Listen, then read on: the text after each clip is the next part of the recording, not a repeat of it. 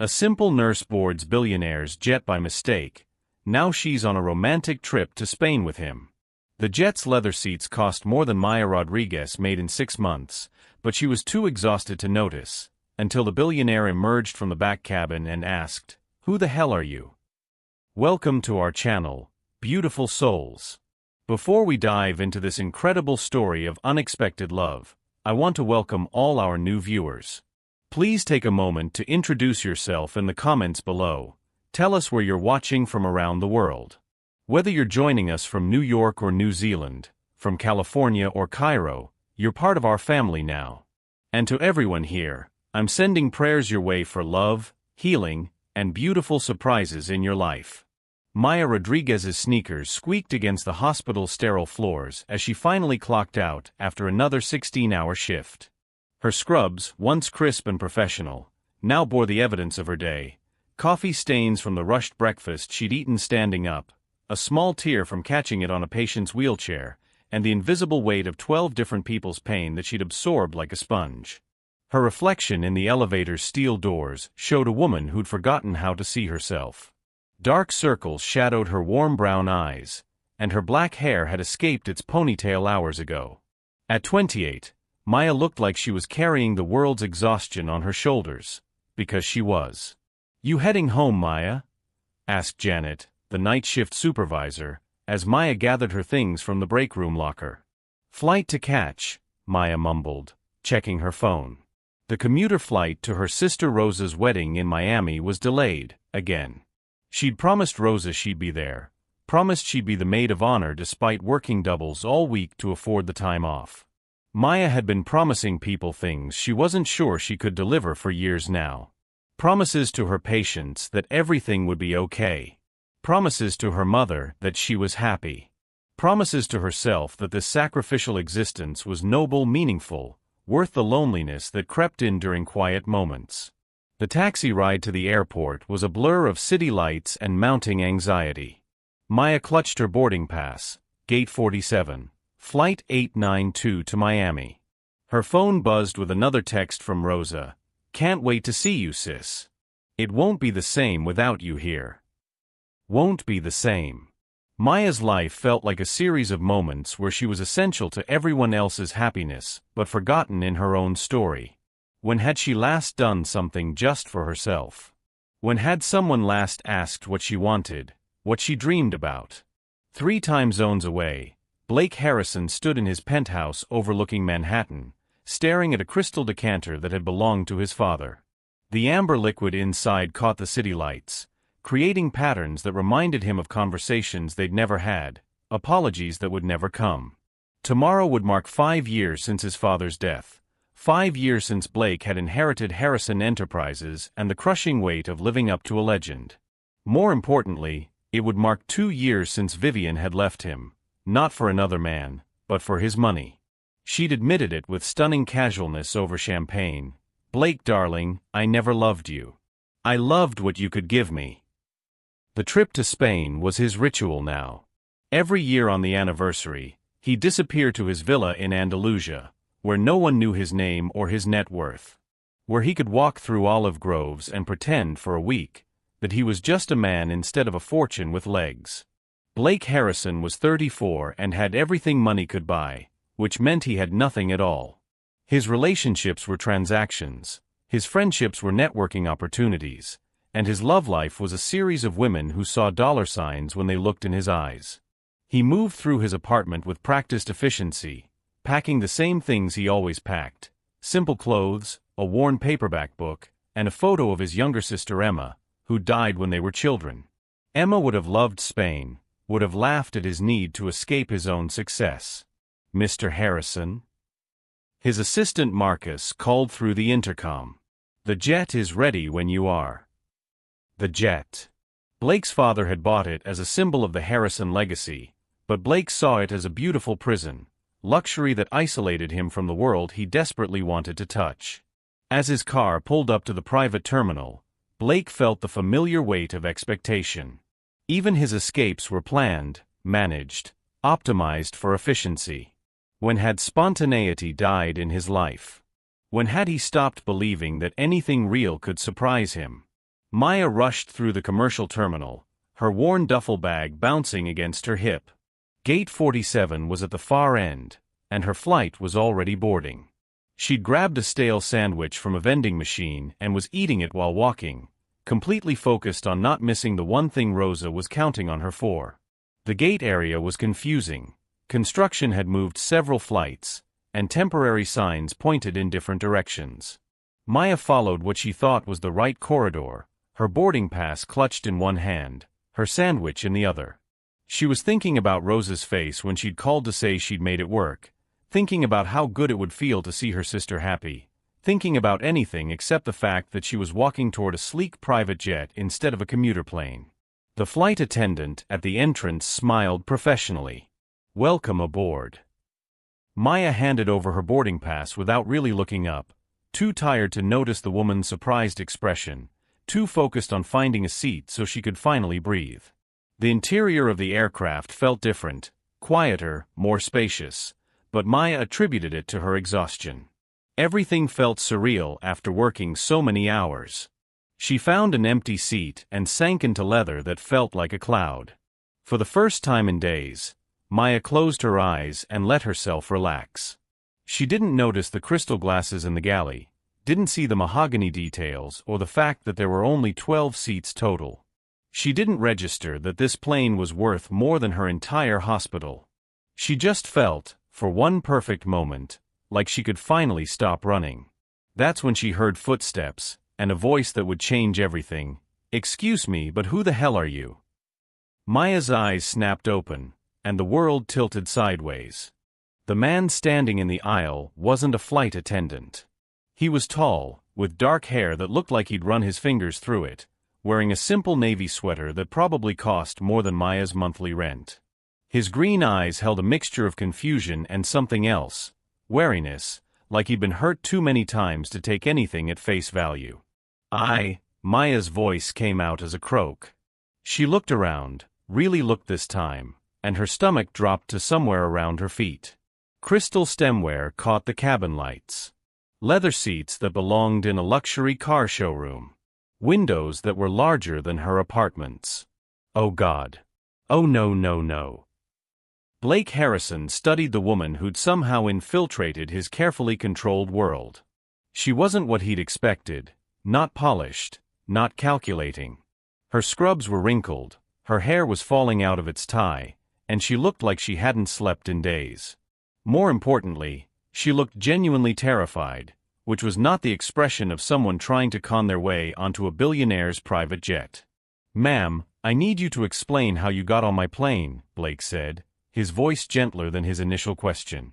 Something about her wide-eyed panic made his protective instincts kick in, which was dangerous territory for a man who'd learned not to trust his own heart. Maya fumbled for her boarding pass, her hands shaking. "I have a ticket, I swear. Flight 892 to Miami, Gate 47.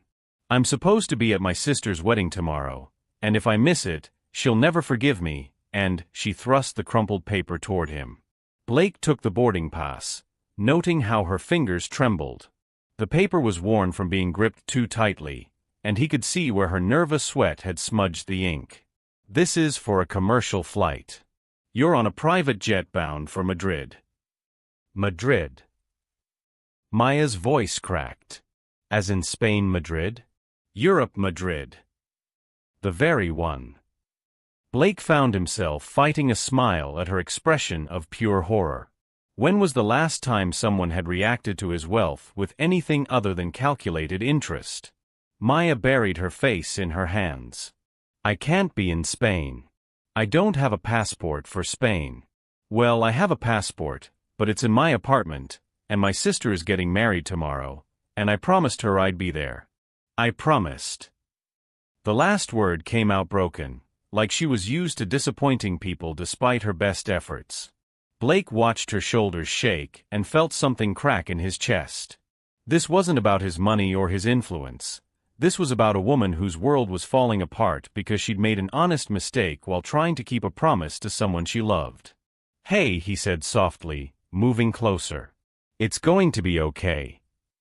Maya looked up at him through her fingers, and Blake saw something that made his breath catch. Her brown eyes held the same exhausted loneliness he saw in his own mirror every morning. She was drowning, just like he was, only she was drowning in other people's needs while he was drowning in isolation. "How is it going to be okay?" Maya asked. "I'm on the wrong continent. I'm going to miss Rosa's wedding. She's been planning this for 2 years, and I'm the worst sister in the world." Blake knelt beside her seat, bringing himself to her eye level. "What's your name?" "Maya.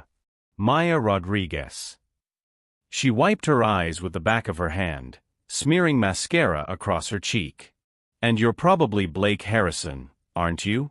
The Blake Harrison whose jet I somehow stumbled onto like some kind of exhausted zombie." "You know who I am." Blake felt his walls start to rise, the familiar wariness creeping in. "I'm a nurse at St. Mary's. Your foundation donated new equipment to our pediatric wing last year. Your picture was in the newsletter." Maya's voice was small. "Great. I've probably committed some kind of federal crime, haven't I?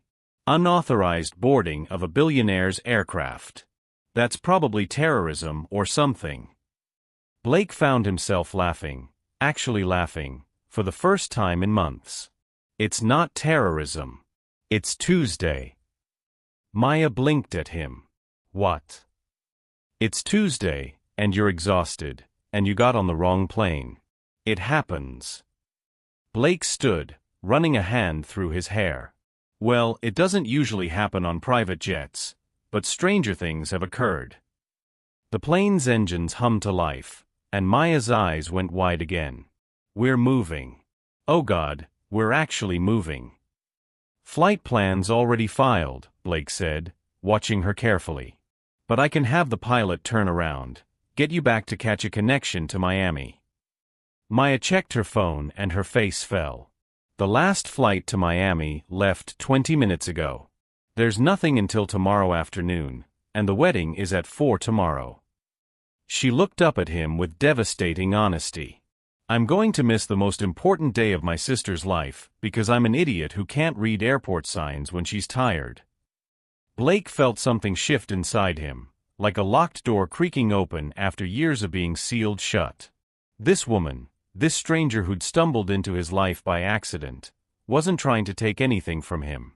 She was just trying to love someone, trying to show up for family, trying to keep a promise that mattered. "What if you didn't miss it?" Blake heard himself say. "What do you mean?" "I mean, what if we turned this into a different kind of trip? The wedding's tomorrow afternoon, right? It's early evening now, we'll be in Madrid by morning local time. I could have my pilot file a new flight plan. We could be back in Miami by tomorrow at 2. Maya stared at him like he'd suggested they sprout wings and fly themselves. "You would do that? For a complete stranger who invaded your private jet?" Blake looked at her, really looked. At the coffee stains on her scrubs that told stories of dedication. At the exhaustion in her eyes that spoke of giving everything to others. At the way she'd worried more about disappointing her sister than about being in trouble herself. "When's the last time you did something just for yourself, Maya Rodriguez?" The question hung in the air between them, loaded with implications neither of them was ready to explore. Maya opened her mouth to answer, then closed it, her eyes filling with tears. She quickly blinked away. "I can't remember," she whispered. "Then maybe it's time." Blake sat down across from her, close enough to catch the faint scent of hospital soap and something uniquely her, vanilla, maybe, or warm caramel. Maybe getting on the wrong plane was the right mistake. Maya looked at him with those impossibly deep eyes, and Blake felt something he hadn't experienced in years, the desire to protect someone's dreams instead of just protecting himself. "Why would you help me?" she asked. "You don't even know me." Blake thought about his empty penthouse, his scheduled isolation, his carefully managed loneliness. "Maybe because you're the first person in a very long time who didn't get on this plane for what I could give them." The jet lifted off into the evening sky, carrying two strangers who were about to discover that sometimes the wrong turn leads you exactly where you need to be. Outside the windows, the lights of the city grew smaller, but inside the cabin, something enormous was just beginning to take flight. The moment the plane leveled off at cruising altitude, reality crashed into Maya like a cold wave. She was 30,000 feet above the Atlantic Ocean with a man she'd only seen in hospital newsletters, wearing scrubs that smelled like antiseptic and broken dreams, heading toward a country she'd only dreamed of visiting. "I can't do this," Maya said suddenly, gripping the armrests of her seat. "This is insane." "You're insane." "I'm insane." Blake had moved to the seat across from her, close enough that she could see the gold flecks in his green eyes, close enough to notice that his expensive sweater had a tiny hole near the left shoulder, a humanizing imperfection that somehow made everything worse. "What's insane about it?" Blake asked, his voice carefully neutral. But Maya caught the way his jaw tightened, the way his fingers drummed against his thigh. He was second-guessing this too. Everything. Maya gestured wildly at the opulent cabin around them. "This plane probably costs more than my entire hospital makes in a year. You don't know anything about me. I could be dangerous. I could be." "Are you dangerous?" Blake interrupted, and there was something sharp in his tone now, something that hadn't been there before. Maya blinked. "What?" "No, of course not. I'm a nurse. I took an oath to do no harm." "Then what's the real problem here, Maya?" The way he said her name, like he was testing how it felt on his tongue, made her stomach flutter in a way that terrified her. "The real problem is that I don't belong here. Look at me." She gestured to her stained scrubs, her tangled hair. "I work 16-hour shifts taking care of people who can barely afford their medications. My idea of luxury is buying name-brand cereal instead of generic. And she waved a hand in his general direction. "I'm what?" "You're Blake Harrison. You probably have assistants who have assistants. Your watch costs more than I make in 6 months.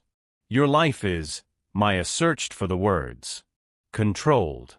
Perfect. And I'm chaos in scrubs who can't even get on the right airplane." Blake was quiet for a long moment, staring out the window at the darkening sky. When he turned back to her, his expression was unreadable. "You think my life is perfect? Isn't it?" "I haven't had a conversation with another human being that wasn't about business or money in over 8 months, Blake said quietly. "I eat dinner alone every night in a penthouse that could house 50 people. I go to sleep watching the news because silence makes me remember that I'm completely alone in the world." Maya felt something twist in her chest. "That's not, you choose that. You could choose differently." "Could I?" Blake's laugh was bitter. "You want to know what happened the last time I chose differently?" Her name was Vivian. We were engaged for 2 years. She had a key to my apartment, knew my favorite coffee order, met my board of directors. The night before our wedding, she told me she'd never loved me, she'd loved my portfolio. Blake. She'd been feeding information about my business deals to her ex-boyfriend, who worked for a rival company. She'd been playing the long game, Maya. 2 years of pretending to love me so she could get close enough to steal from me.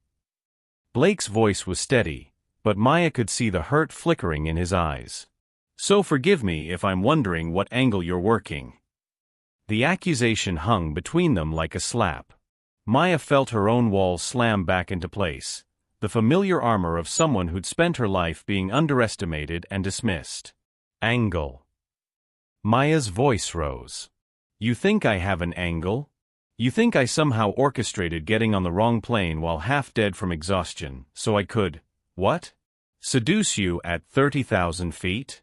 Con you out of your fortune with my irresistible charisma and designer scrubs? People have done crazier things for less money."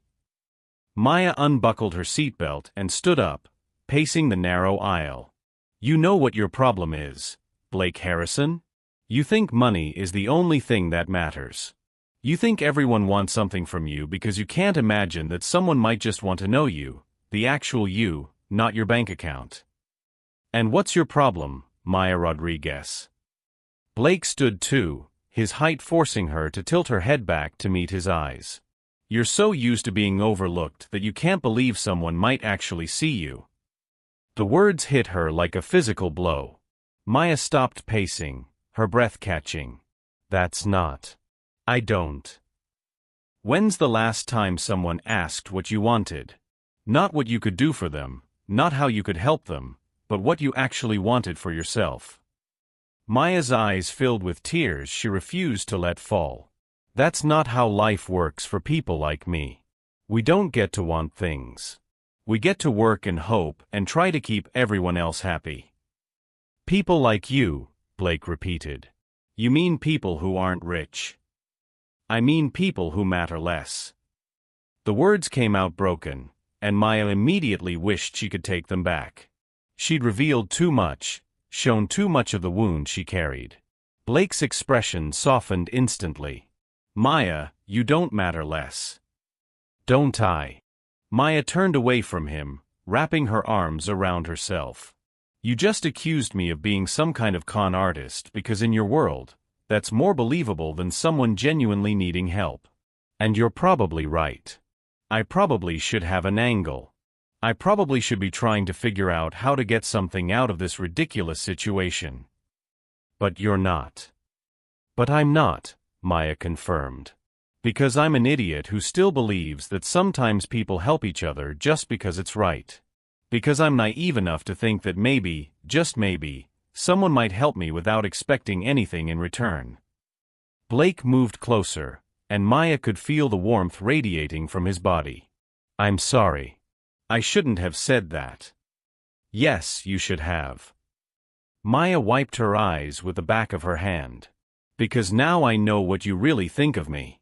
What you think of people like me.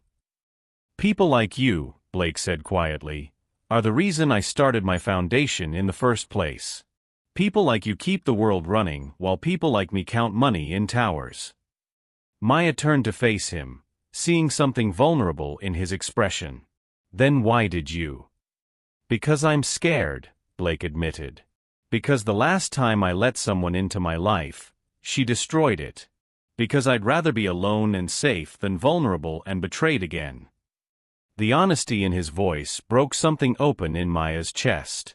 She understood that fear, understood the safety of keeping people at arm's length.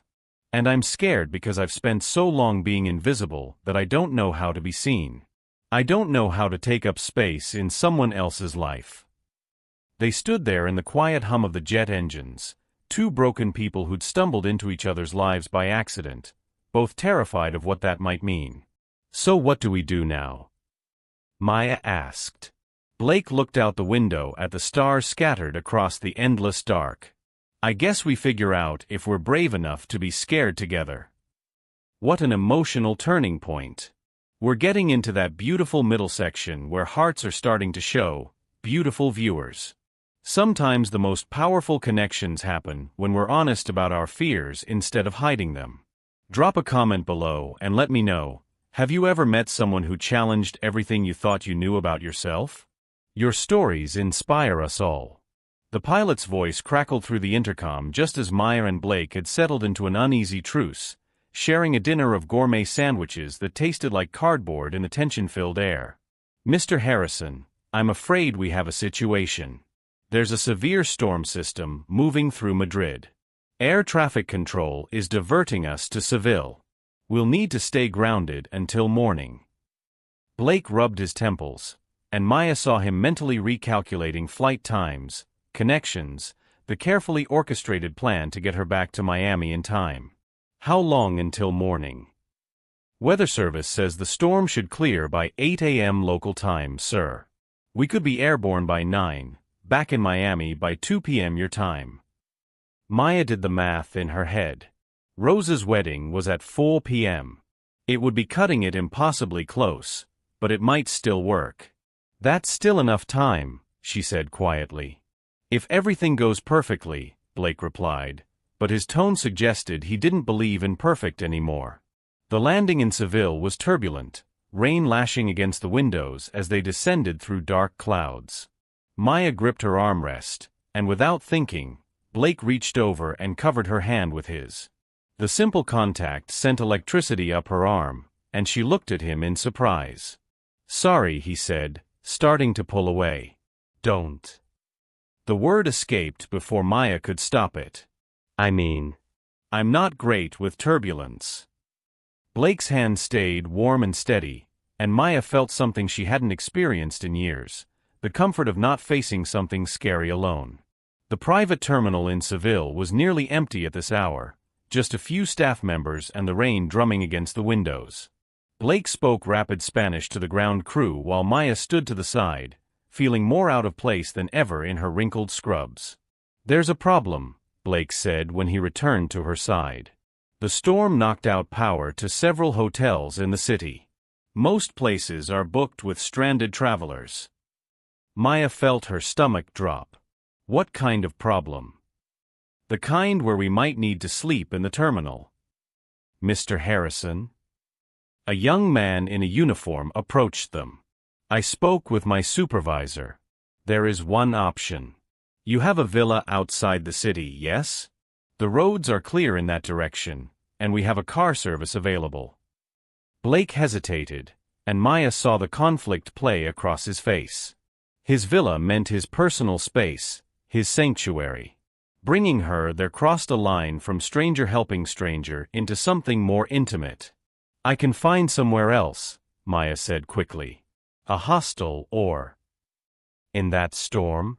In a city where you don't speak the language?" Blake shook his head. "It's fine. The villa has plenty of space." But Maya could hear the tension in his voice, could see the way his shoulders had gone rigid. This wasn't fine. This was him sacrificing his comfort for her crisis, and she hated being someone else's burden. The car ride through the Spanish countryside was silent except for the rain and the rhythmic swish of windshield wipers.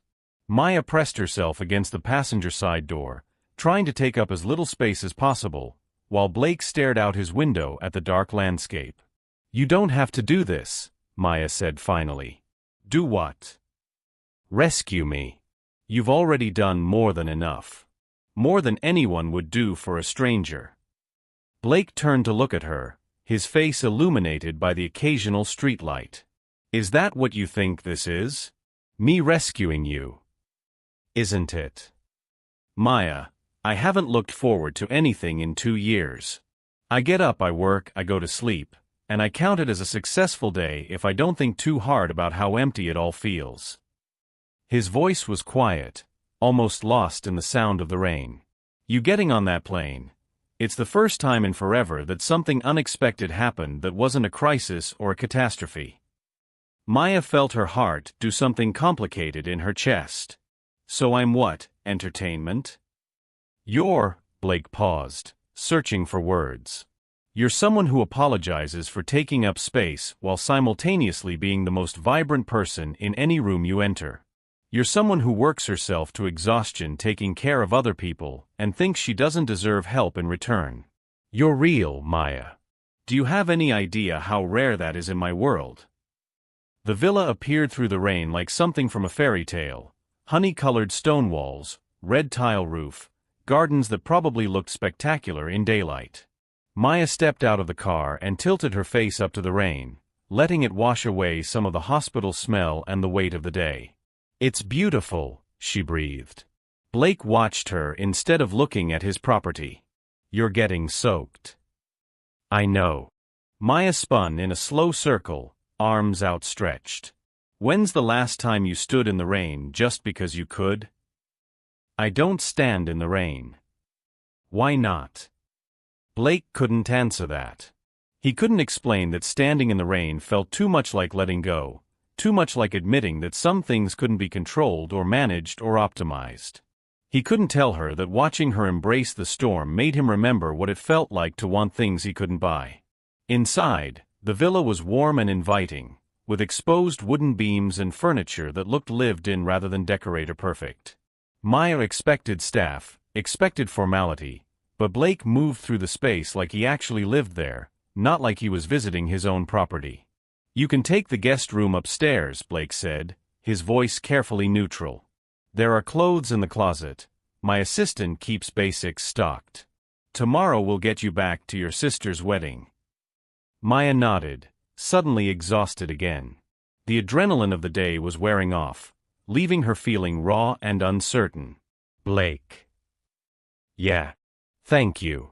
I know this isn't what you planned. Blake looked at her standing in his entryway, her hair still damp from the rain, her scrubs wrinkled but her eyes bright with something he couldn't name. She looked like she belonged there, which was impossible and terrifying and completely overwhelming. Neither were you, he said quietly. But maybe that's not a bad thing. As Maya climbed the stairs to the guest room, Blake poured himself a glass of wine and stood at the window, watching the storm rage outside. For the first time in years, he wasn't looking forward to being alone with his thoughts. For the first time in years, the silence of his sanctuary felt less like peace and more like emptiness. Upstairs, Maya found clothes that fit, soft cotton pants and a sweater that smelled faintly of cedar and something indefinably masculine. She looked out her window at the rain-soaked gardens, and wondered what the hell she was doing in a Spanish villa with a man who made her heart race and her defenses crumble in equal measure. Tomorrow, she told herself. Tomorrow she'd go back to her real life, her real problems, her real world where billionaires didn't exist and fairy tales were just stories. But tonight, for just one night, she was somewhere beautiful with someone who saw her, really saw her, and that felt more dangerous than standing in any storm. Maya woke to sunlight streaming through unfamiliar windows and the sound of birds she'd never heard before. For a moment she lay still, trying to piece together where she was.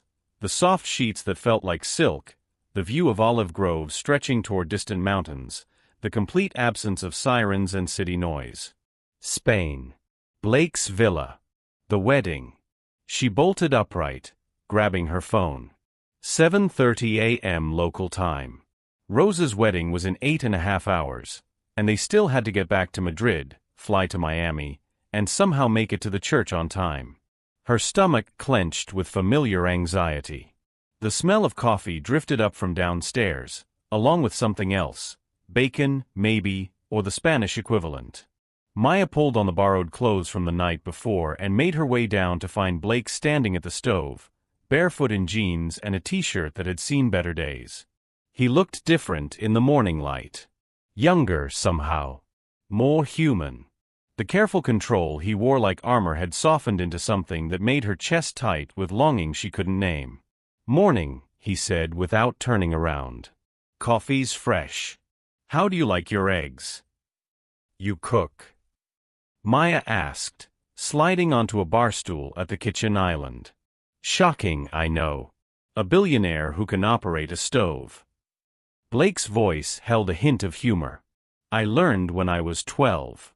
My father was always traveling, the housekeeper didn't live in, and Emma, my sister, she was 8 and got tired of cereal for dinner." Maya caught the past tense, the careful way he said Emma's name. "Is she gone? Cancer, when she was 15. Blake cracked eggs into the pan with practiced efficiency. "That's actually why I started the foundation. Children's hospitals, medical research. Trying to make sure other kids don't." He trailed off, jaw tightening. "I'm sorry." Maya's words were soft, weighted with professional understanding of loss and personal experience with loving someone you couldn't save. It was a long time ago. Blake poured coffee into 2 mugs, sliding one across to her. "What about you? Rosa's your only sister." Maya wrapped her hands around the warm mug, breathing in the rich aroma. "She's 3 years younger, but sometimes I feel like she's the one taking care of me. She's getting married to this amazing guy David, who owns a restaurant in Miami. They met when she was in culinary school, and he makes her laugh in this way that—" Maya smiled, remembering. "You know how some people light up from the inside when they're happy? That's Rosa with David. But not you with anyone?" The question hung in the air between them, loaded with implications. Maya took a sip of coffee to buy herself time, trying to figure out how to explain a lifetime of putting everyone else first. "I was engaged once," she said finally. 3 years ago. To another nurse, actually. Michael Chun. Blake's hand stilled on the stove, and Maya didn't notice the way his shoulders tensed at the mention of another man. He was brilliant, dedicated, everything I thought I wanted. We had this plan: we'd both work for a few more years, save money, maybe travel, then settle down and start a family. Maya's voice grew quiet. Then my mom got sick. Breast cancer. She didn't have good insurance, and the treatments. I emptied my savings, picked up extra shifts, did everything I could to help her fight. Blake turned to face her, eggs forgotten. What happened? She beat it. She's in remission now, healthy and happy. Maya smiled, but it didn't reach her eyes. But Michael, he said I'd changed. That I'd become obsessed with other people's problems. He wanted the old Maya back, the one who had time for romantic dinners and weekend getaways. The one who put him first, Blake said quietly. Yeah. Maya stared into her coffee. He said I cared more about being needed than being loved. That I used other people's pain as an excuse to avoid dealing with my own life. Blake moved closer, leaning against the counter across from her. Was he right? The question should have hurt, but Maya found herself considering it seriously. Maybe. I don't know. All I know is that when my mom needed me, I couldn't turn away. When my patients need me, I can't turn away. When Rosa needs me, she gestured helplessly. You can't turn away, Blake finished. But what about when you need something? Maya looked up at him, and Blake saw something raw and vulnerable in her expression. I learned a long time ago not to need things I couldn't give myself. The silence stretched between them, filled with understanding that went deeper than words. Blake saw in Maya the same careful self-protection he knew intimately, the way you learned to want less so you could hurt less, the way you convinced yourself that independence was the same as strength. My father used to say that weakness was the only unforgivable sin, Blake said suddenly. He built his empire by never showing vulnerability, never admitting he needed anything from anyone. When Emma got sick, he threw money at the problem, the best doctors, experimental treatments, private facilities. But he never sat with her. Never held her hand during chemo. Maya felt her heart clench. But you did. I did.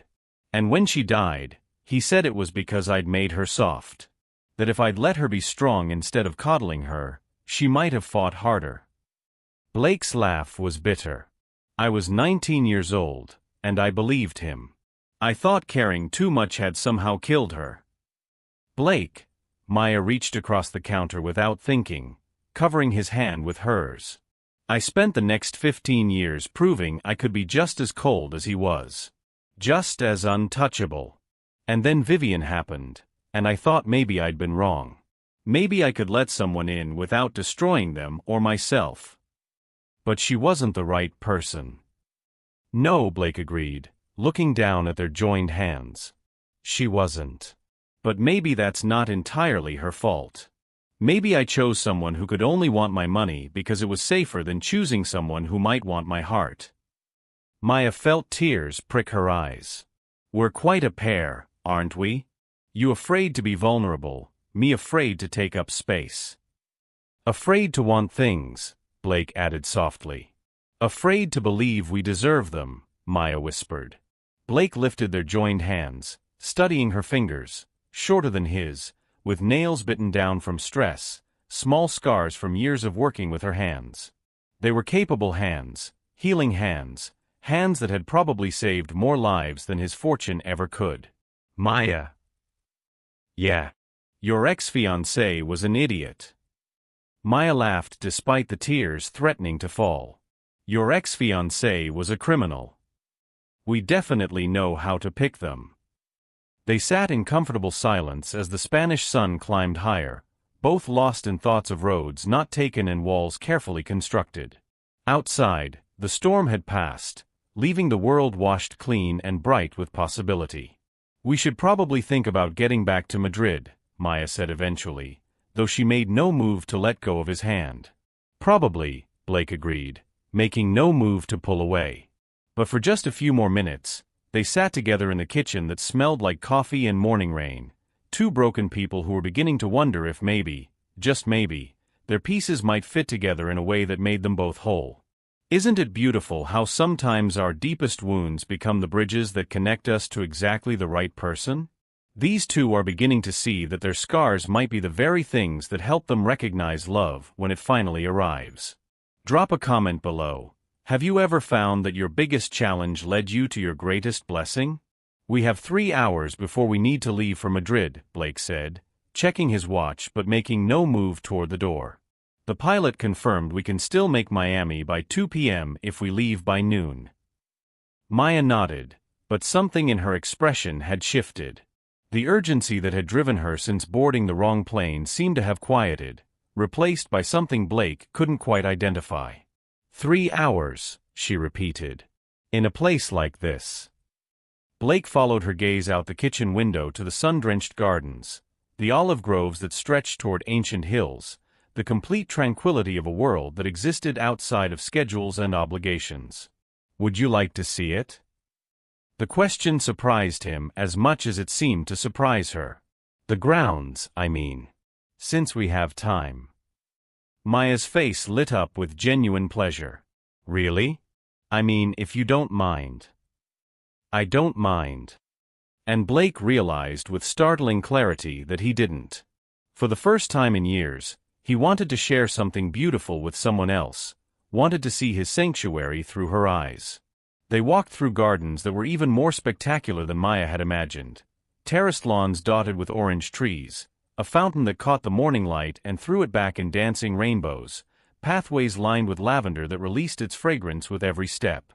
It's like a fairy tale, Maya breathed, stopping to touch the petals of a rose that was the color of sunset. How do you ever leave this place? Usually pretty easily, Blake admitted. I come here to be alone, recharge, get away from everything. I've never really stopped to appreciate it the way you're doing right now. Maya turned to look at him, and Blake felt something shift in his chest at the warmth in her expression. That's so sad. Is it? You have all this beauty, and you experience it alone. Beauty is meant to be shared, Blake. It's meant to multiply when you give it to someone else. As if to prove her point, she plucked a sprig of lavender and tucked it behind his ear, her fingers brushing against his temple. The simple touch sent electricity through his entire body, and he saw her breath catch as she realized what she'd done. There, she said softly, not pulling her hand away. Now you smell like your garden instead of your boardroom. Blake caught her wrist gently, keeping her hand near his face. Maya. I know, she whispered. I know this is complicated. Complicated doesn't begin to cover it. But Blake didn't let go, didn't step away. Instead, he turned his head slightly, pressing a soft kiss to her palm. Maya's eyes fluttered closed at the contact, and when she opened them again, Blake saw something that made his heart race, not fear or uncertainty, but recognition. As if she was finally seeing something she'd been looking for without knowing it. Show me more, she said. They walked through olive groves where the morning sun filtered through ancient branches, creating a cathedral of light and shadow. Blake found himself telling her stories he'd never shared, about buying the villa on impulse after Emma died, about coming here when the weight of his father's legacy became too much to bear, about the garden he'd planted in her memory that had never quite looked the way he'd imagined it would. Maya listened with the focused attention she probably gave her patients, asking questions that showed she was really hearing him, not just waiting for her turn to talk. Here, Blake said, leading her to a secluded corner of the garden where a small memorial stone sat among white roses. This is Emma's garden. Maya read the inscription softly, Emma Harrison, she made everything brighter. It's beautiful, Maya said, then hesitated. But it feels formal, careful. Blake frowned. What do you mean? Maya bit her lip, clearly debating whether to say what she was thinking. It's just, you described her as this vibrant, laughing little girl who got tired of cereal for dinner. This feels like a memorial to a saint, not a celebration of a sister who probably drove you crazy and made you laugh and left her socks on the floor. Blake stared at the perfect arrangement of roses, the pristine stone bench, the carefully maintained symmetry of it all. She did leave her socks everywhere. And she once put salt in my coffee because I wouldn't let her stay up late to watch a movie.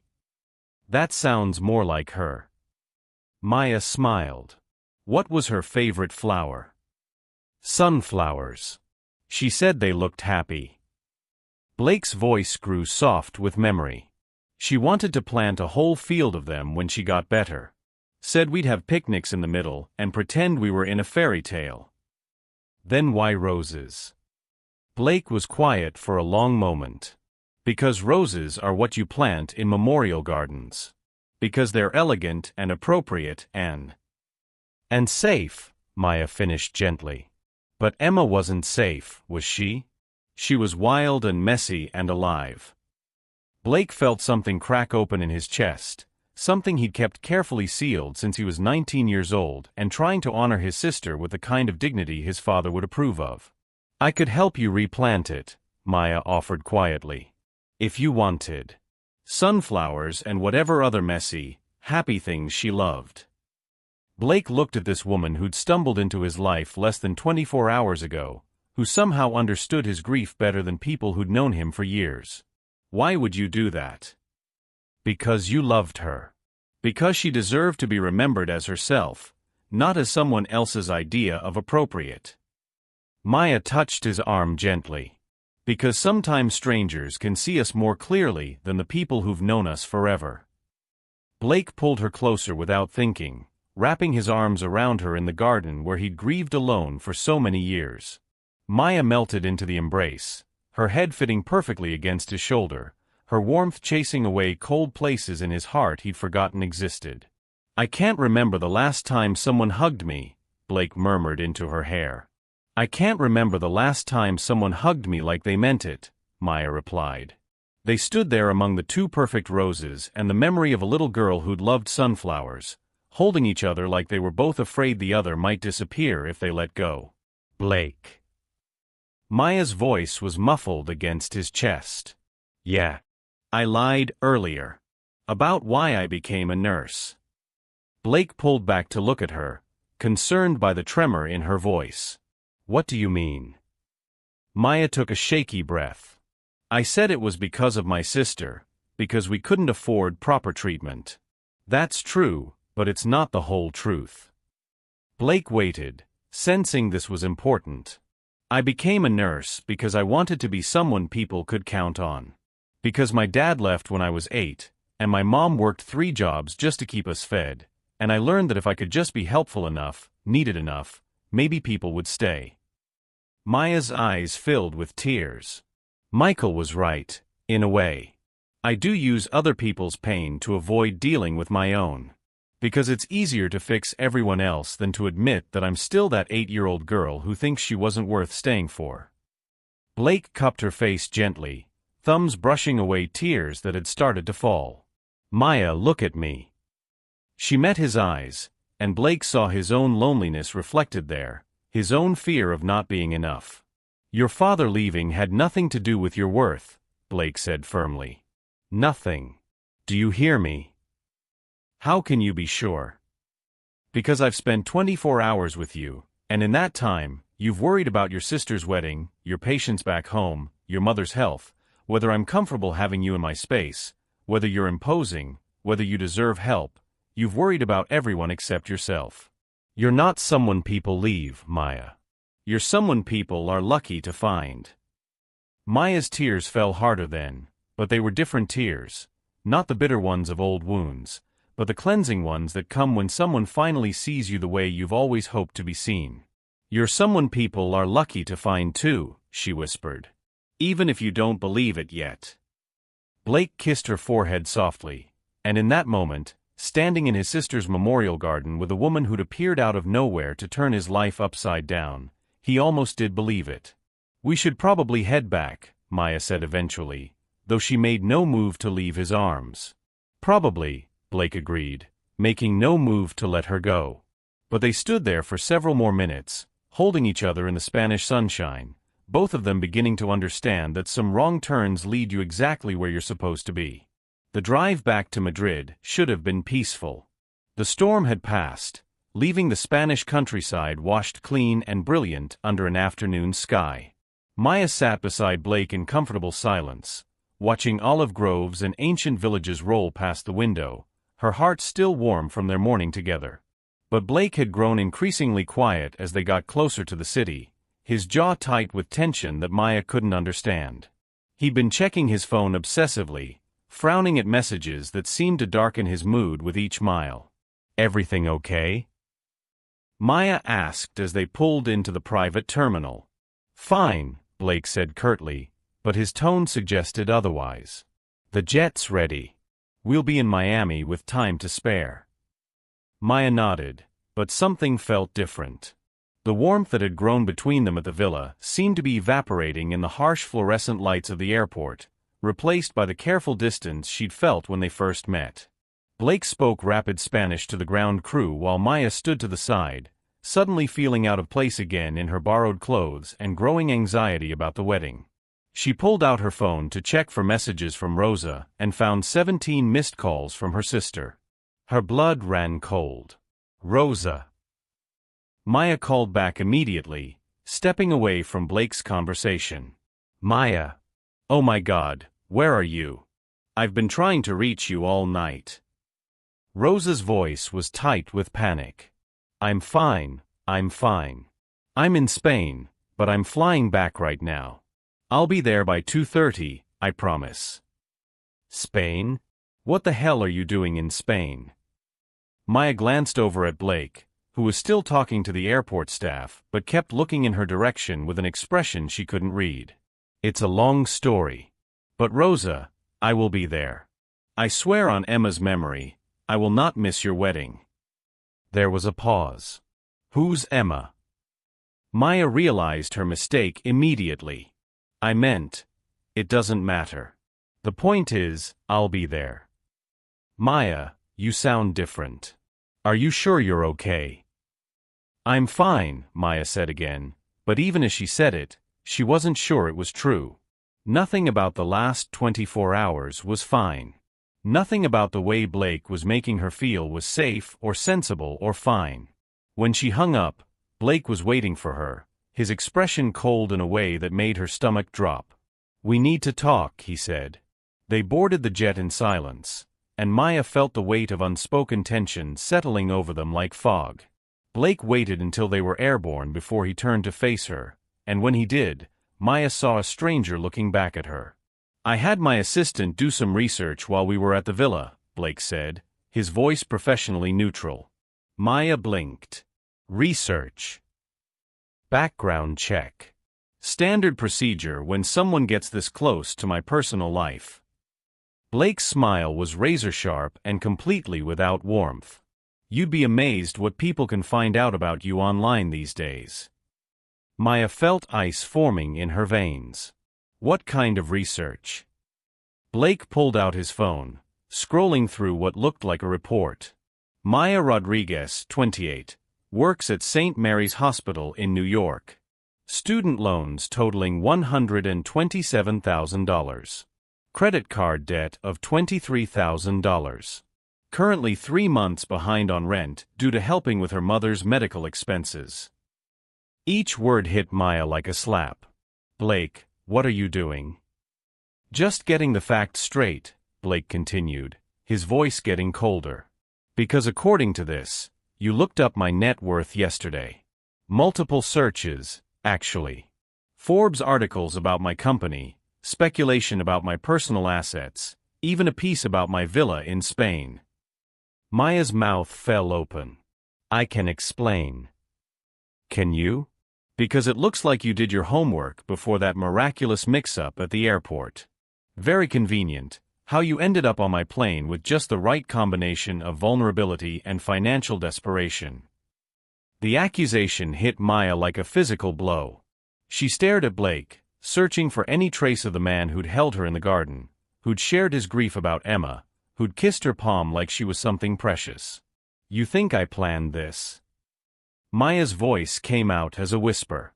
"I think you're very good at what you do," Blake replied. "The exhausted nurse act, the innocent mistake, The sister's wedding that creates perfect time pressure. Even the way you handled meeting me, just enough panic to seem genuine, just enough vulnerability to make me want to protect you. Maya felt tears burning her eyes, but they were tears of rage now, not hurt. Act? You think caring about my sister's wedding is an act? I think you saw an opportunity and you took it. And honestly, I can't even blame you. One night with me probably earned you more than you make in 6 months at that hospital. Maya unbuckled her seatbelt and stood up, pacing the narrow aisle like a caged animal. One night?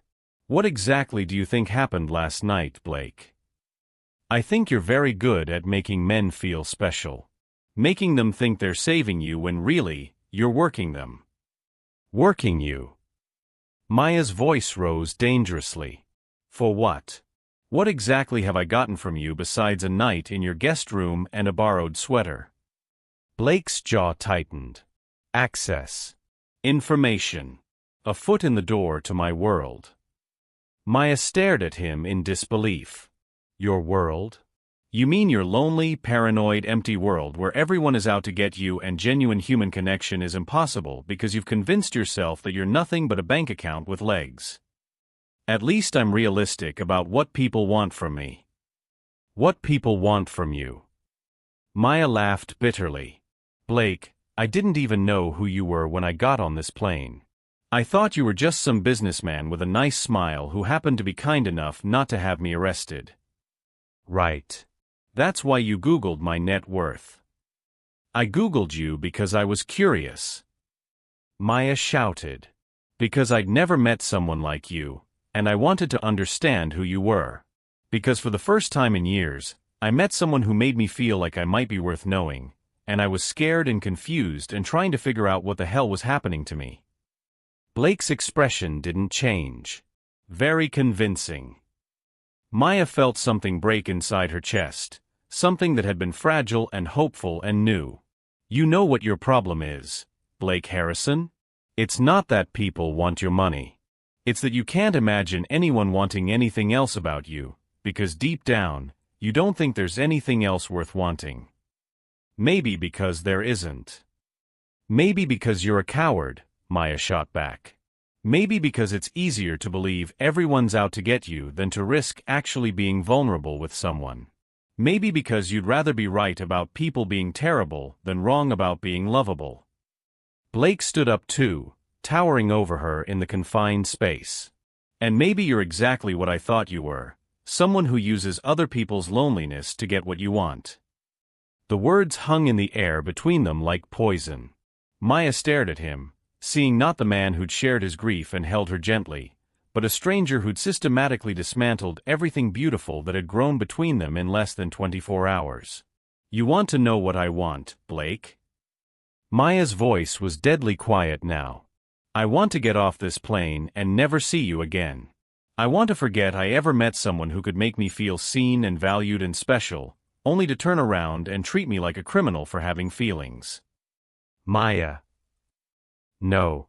She held up a hand, backing away from him. You know what the really sad part is? I was falling for you. The real you, not your money or your status or your villa in Spain. I was falling for the man who cooked me breakfast and told me about his sister and held me like I mattered. Blake's expression flickered for just a moment, showing a flash of the pain he was trying so hard to hide behind his accusations. But that man doesn't exist, does he? Maya continued. That was just another performance, just like you think I was performing. The only difference is, I wasn't acting. Maya moved toward the back of the plane, as far from Blake as the cabin would allow. Just get me to Miami, Blake. Get me to my sister's wedding, and then we can both pretend this never happened. Blake watched her go, his heart hammering against his ribs. Everything in him wanted to follow her, wanted to take back the words, wanted to believe that the connection they'd shared was real. But the report on his phone felt like evidence, felt like proof that he'd been right to guard his heart so carefully. And if he was wrong, if Maya was telling the truth, then he'd just destroyed the first real thing he'd felt in years. Either way, he'd lost her. And the worst part was, He wasn't sure which possibility terrified him more. Oh, beautiful viewers, sometimes our deepest fears make us destroy the very thing we need most. These two wounded hearts are about to discover that the biggest risk isn't trusting the wrong person. It's letting fear keep you from trusting the right one. The jet touched down in Miami at 1:47 p.m., 13 minutes ahead of schedule, and with enough time for Maya to make it to the church before Rosa walked down the aisle. Blake had retreated to his seat at the front of the cabin while Maya sat in the back, both of them staring out opposite windows at the Florida sunshine that felt like mockery after the storm they'd created between them. Maya's phone buzzed with a text from Rosa. "Cars waiting at the airport. You're cutting it close, but you'll make it. Can't wait to see you." She should have felt relief. She should have felt triumph.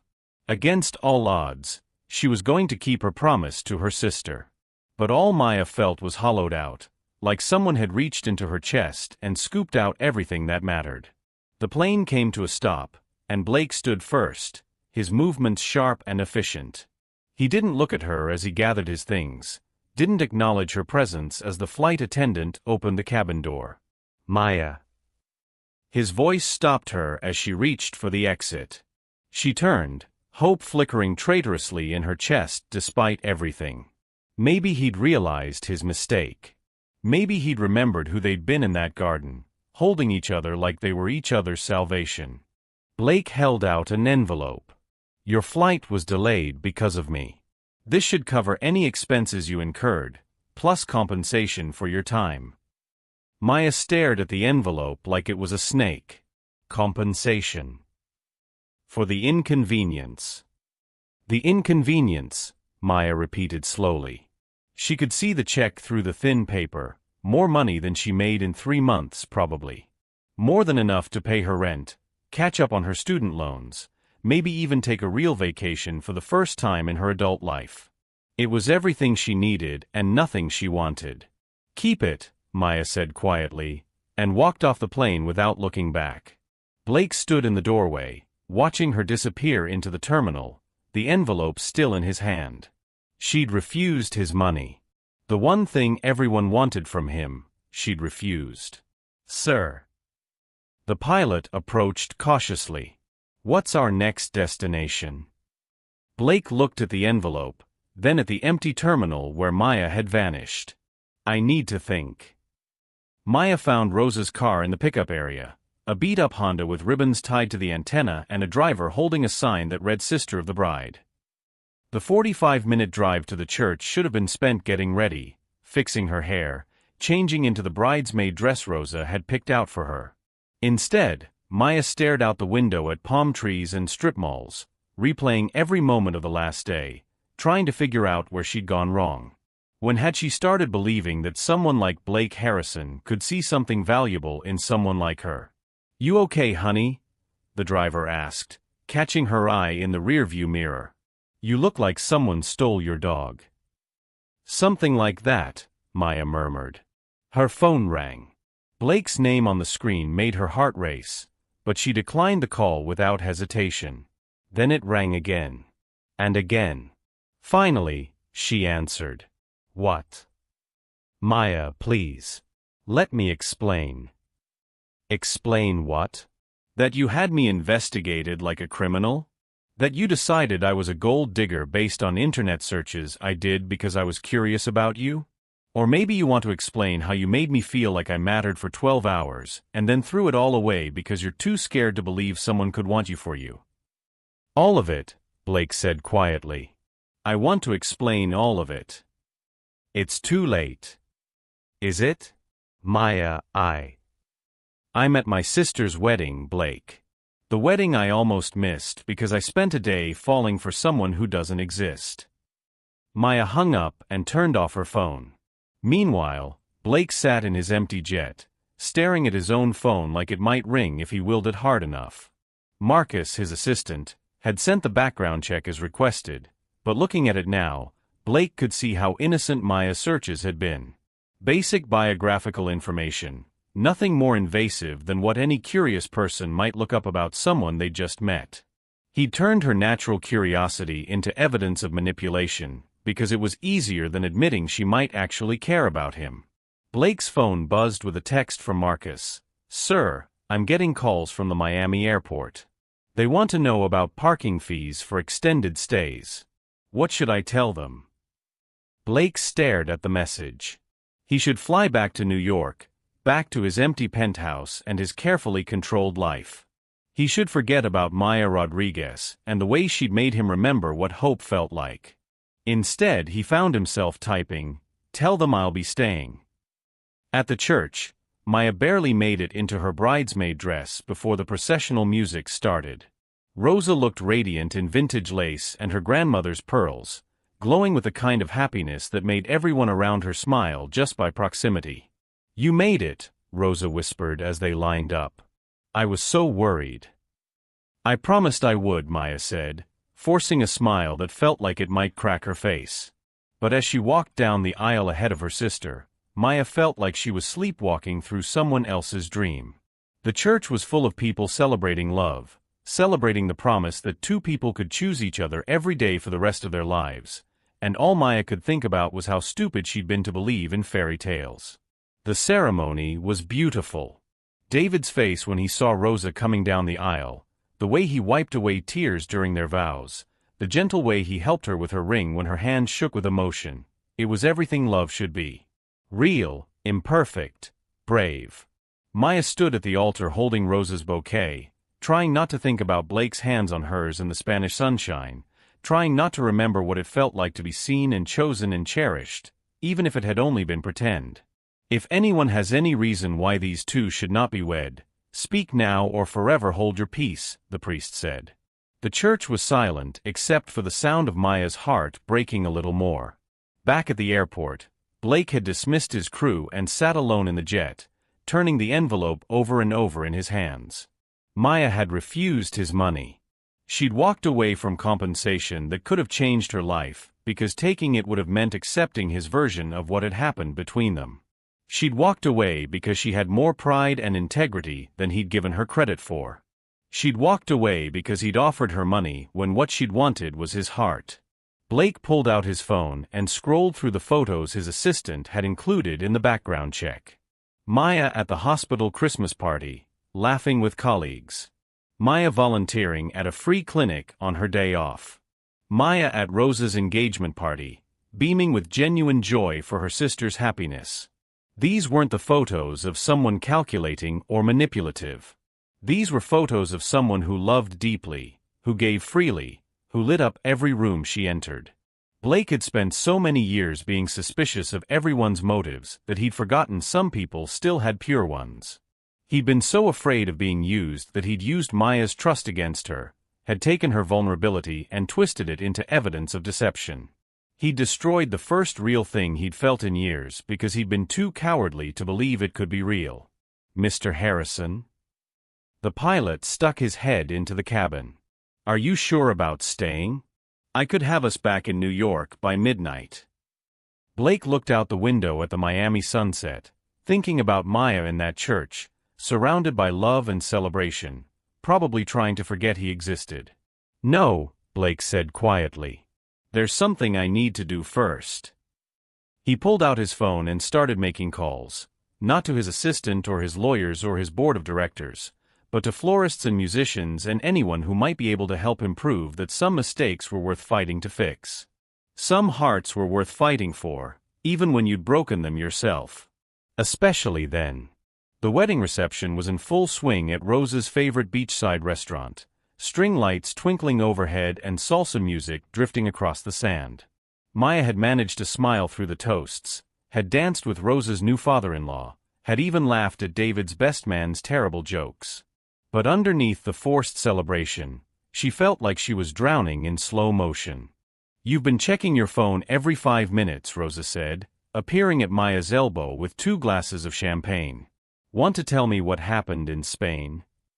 Maya looked at her sister, radiant in her wedding dress with sand between her toes and pure joy radiating from every pore, and felt her carefully constructed walls finally crumble. "I fell in love," Maya whispered, the words coming out broken and raw. "In less than 24 hours, with someone completely wrong for me, and I fell so hard I forgot who I was supposed to be. Rosa's eyes widened. Maya. And then I remembered that fairy tales don't happen to people like me. That men like Blake Harrison don't fall for exhausted nurses who can't even get on the right airplane. Maya wiped her eyes with the back of her hand, smearing mascara she'd already cried off twice. God, Rosa, I'm so sorry. This is your day, your perfect day, and I'm falling apart. Hey. Rosa grabbed Maya's hands, squeezing tight. You spent the last 2 years working yourself to death to help pay for Mom's treatment. You picked up extra shifts for 3 months to afford time off for my wedding. You literally moved heaven and earth to be here today. If anyone deserves a fairy tale, it's you. But that's not how life works. Isn't it? Rosa smiled, and Maya saw something mischievous in her expression. Because there's someone here who'd like to talk to you. Maya's heart stopped. Rosa, what did you? I didn't do anything. But apparently, someone chartered a mariachi band, had 36 sunflowers flown in from Colombia, and convinced Father Martinez to let him use the church courtyard for what he's calling an apology that matches the size of his mistake. Maya's breath caught. He's here. He's been here for an hour, pacing like a caged panther and asking everyone if they know where you are. David had to physically restrain him from interrupting the cake cutting. Maya looked toward the restaurant's entrance and saw him, Blake, still wearing the suit he'd put on for their flight back to Madrid, looking completely out of place among the casual beach wedding celebration and absolutely determined despite it. What do I do? Maya whispered. You go find out what he has to say, Rosa said firmly. And if he hurts you again, David and I will dump him in the ocean. Maya walked toward Blake on unsteady legs, aware that half the wedding party was watching with barely concealed curiosity. He looked up as she approached, and Maya saw something in his expression she'd never seen before, pure, unguarded vulnerability. You came, he said quietly. You hired a mariachi band, Maya replied, gesturing toward the courtyard where she could see musicians setting up between the sunflowers that definitely hadn't been there during the ceremony. I hired a mariachi band, Blake confirmed. And I brought something else. He reached into his jacket and pulled out a manila envelope, worn and creased from handling. Maya recognized it immediately, the compensation he'd tried to give her at the airport. I want you to open it, Blake said. Blake, I told you. Please. Just look. Maya took the envelope with trembling fingers and opened it, expecting to see a check with more zeros than she could count. Instead, she found a single piece of paper, a donation receipt from St. Mary's Hospital, made out in her name, for an amount that would fund new equipment for the pediatric wing for the next 5 years. I don't understand, Maya whispered. I was going to write you a check, Blake said, stepping closer. Payment for services rendered, compensation for inconvenience, something to make myself feel like what happened between us was just a transaction. But then I realized that's not who you are, Maya. You're not someone who takes, you're someone who gives. So I gave instead, to the place where you give your heart every day. Maya stared at the receipt, tears blurring her vision. Blake. I was terrified, Blake continued, his voice rough with emotion. Terrified that you were too good to be true, terrified that I was falling for someone who was just playing a part. But mostly, I was terrified that you were real, because if you were real, it meant I could lose you. And I've lost everyone I've ever loved. So you pushed me away first. So I pushed you away first, Blake admitted. Because it felt safer to be the one doing the leaving for once. Maya looked up at him, seeing past the careful control to the broken boy who'd watched his sister die, who'd learned that loving people meant losing them, who'd built walls so high he'd forgotten there was a world outside them. I'm sorry, Blake said, and the words came out cracked and desperate. I'm sorry I didn't trust you. I'm sorry I let my fear turn something beautiful into something ugly. I'm sorry I waited until you were at your sister's wedding to come after you, like some kind of romantic comedy stalker. Despite everything, Maya found herself smiling through her tears. You do realize this is completely insane, right? We've known each other for less than 2 days. 36 hours and 14 minutes, Blake corrected. And you're right, it's insane. Everything about this is insane. But Maya, in 36 hours, you made me remember what it feels like to be human. You made me want to plant sunflowers instead of roses. You made me believe, for just a little while, that maybe I was worth loving for something other than my bank account. Blake. Maya stepped closer, close enough to see the gold flecks in his green eyes, close enough to see that his hands were shaking. I know I don't deserve another chance, Blake said. I know I hurt you, and I know trust is something that has to be earned. But Maya, if you'll let me try, if you'll give me the chance to prove that what I felt for you is real, I promise I'll spend every day showing you that you're worth fighting for. Maya looked at this man who'd hired a mariachi band and flown in sunflowers and donated more money than she'd see in a lifetime to her hospital, all to prove a point she was already beginning to believe. What are you asking me, Blake? I'm asking you to take a chance on me. I'm asking you to let me take you to dinner somewhere that doesn't require a passport. I'm asking you to help me plant Emma's garden the way it should have been planted from the beginning. Blake's voice dropped to a whisper. I'm asking you to teach me how to be brave enough to love someone without armor.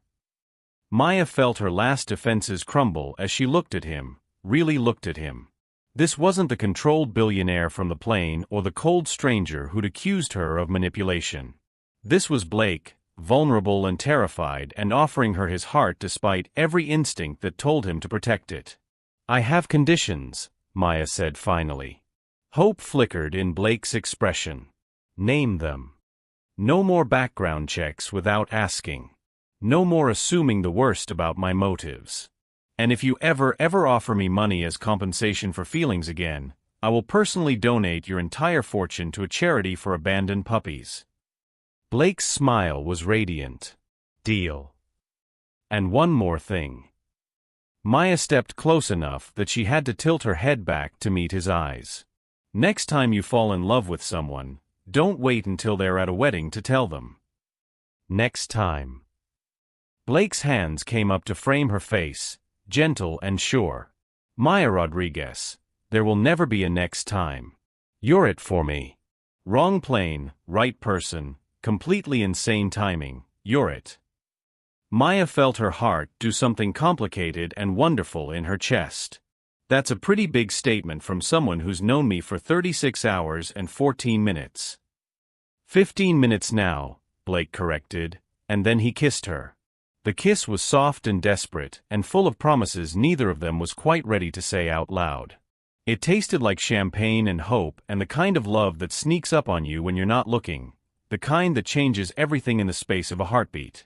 Around them, the mariachi band began to play, and Maya could hear Rosa cheering from somewhere near the dance floor.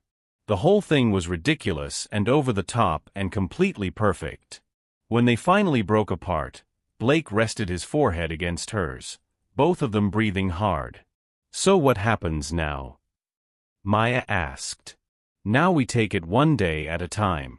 Now I court you properly, with flowers and dinner dates and meeting your mother. Now I prove to you every single day that falling in love with you was the best mistake I ever made.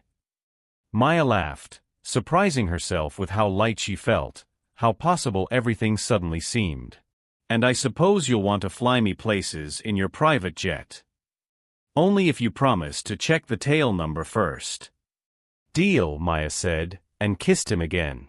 Later, as the reception wound down and the last of the guests filtered out into the warm Miami night, Maya and Blake sat on the beach with their feet in the sand, watching the moon reflect on the water. Rosa likes you, Maya said, leaning against Blake's shoulder. She says you have good intentions and terrible timing. She's not wrong. Blake's arm tightened around her. Maya. Yeah. Thank you. For what? For getting on the wrong plane. For being brave enough to trust me despite every reason not to. For teaching me that love isn't something you earn or buy or deserve, it's something you choose, every day, even when it's scary. Maya turned to look at him, this man who'd appeared in her life like something out of a dream, who turned her world upside down and then helped her put it back together in a completely different shape. Blake. Yeah. When we get back to New York, I want to help you plant those sunflowers. Blake's smile was soft and real and completely unguarded. I'd like that. Emma would have liked you, you know. She would have said you were too good for me and then plotted ways to keep you around anyway. Smart girl. The smartest. Blake pressed a kiss to the top of Maya's head. She would have loved that this whole thing started with the wrong airplane. Maya laughed, thinking about the exhausted woman who'd stumbled onto a Billionaire'S jet less than 48 hours ago, who'd been so focused on everyone else's happiness that she'd forgotten to believe in her own. Best mistake I ever made, she said, echoing Blake's words from earlier. The first of many, I hope. Maya looked up at him, seeing not a billionaire or a business empire or a fairy tale prince, but simply Blake, flawed and guarded and learning how to be vulnerable, just like her. I love you, she said, the words spilling out before she could second-guess them. I know it's crazy and too fast and completely impractical, but I love you. Blake's breath caught, and Maya saw tears gathering in his eyes. I love you too, Maya Rodriguez. Wrong plane, right heart, perfect timing after all. They sat on the beach until the sun began to rise, talking about everything and nothing, planning gardens and dinner dates and a future neither of them had dared to imagine just days before. And somewhere in the distance, a mariachi band played on, serenading the sunrise and two people who'd learned that sometimes the best love stories begin with the biggest mistakes. Beautiful souls, isn't this just the most incredible reminder that love finds us exactly when we need it, often in the most unexpected ways? Sometimes we have to get completely lost to find exactly where we belong. I want to hear from all of you, what's the most beautiful wrong turn that ever happened in your life? How did a mistake or unexpected detour lead you to something wonderful? Share your stories in the comments below, and don't forget to hit that like button if this story touched your heart. And if you're new to our family, welcome. Hit subscribe and ring that notification bell so you never miss these incredible stories of love, hope, and second chances. Until next time, remember that your greatest love story might be just one wrong airplane away. Keep believing in magic, beautiful souls.